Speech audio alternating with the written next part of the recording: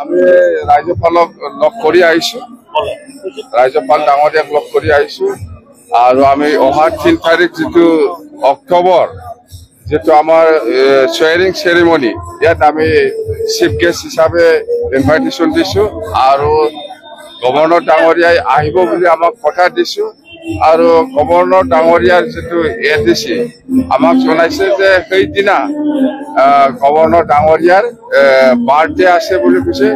তো আমি কৈছো আমাৰ তাতে বিটিসিতে আমি একেলগে সেলিব্ৰেট কৰিম গভৰ্ণৰ ডাঙৰীয়াৰ যেটো বাৰ্থডে।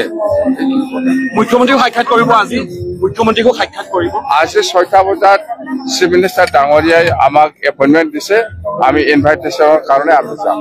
ফলাফলৰ পাছত এইটো প্ৰথমবাৰ সাক্ষাৎ হ'ব নেকি? ফলাফলৰ প্ৰথম 5 বছৰৰ বেছি সময় হল চিফ মিনিষ্টাৰ ডাঙৰীয়াৰ লগত মই আজিহে প্ৰথম।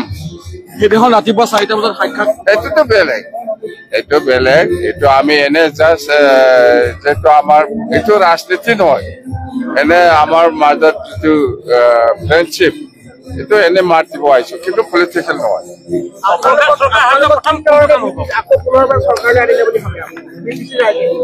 বিটিসি ৰাইজে আনিলে মানে বিটিসি ৰাইজে নিশ্চয় আমাৰ বিপ্লৱ দলৰ যেটো প্ৰতিশ্ৰুতি বা আমাৰ যেটো ইস্তাহাৰ ইয়াৰ দেখি পেলাই নিশ্চয় স্যাটিসফাইড হৈছে।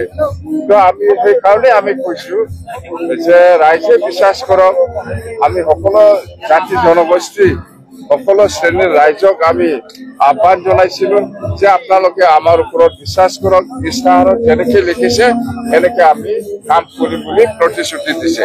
সেইকাৰণে নিশ্চয় আমাৰ ওপৰত বিটিসিবাসী ৰাইজে নিশ্চয় বিশ্বাস লৈছে বা বিশ্বাস কৰিছে, যাৰ ফলত আজি বিপিএফ দলে মানে 28খন সিটত বিজয়ী হ'বলৈ সক্ষম হৈছে। মহিলা ডাঙৰীয়া, এটা গণতন্ত্ৰৰ কাৰণে অত্যন্ত এটা জৰুৰী প্ৰশ্ন যে এইবাৰ দেখা পোৱা গৈছে মুখ্যমন্ত্ৰীয়ে কৈছে আপোনালোকক সমৰ্থন দিব, UPP বোলে কৈছে সমৰ্থন দিব।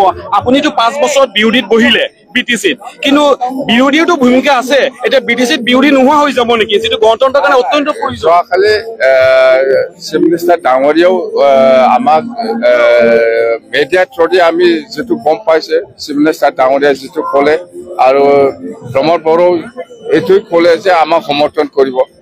সমৰ্থন কৰাৰ ক্ষেত্ৰত আমাৰ কোনো বিৰোধিতা কৰাৰ কোনো প্ৰশ্ন নাহে। আমাক সমৰ্থন কৰিবলৈ আগবাঢ়ি আহিছে, আমি ৱেলকাম জনাইছে। ধন্যবাদ।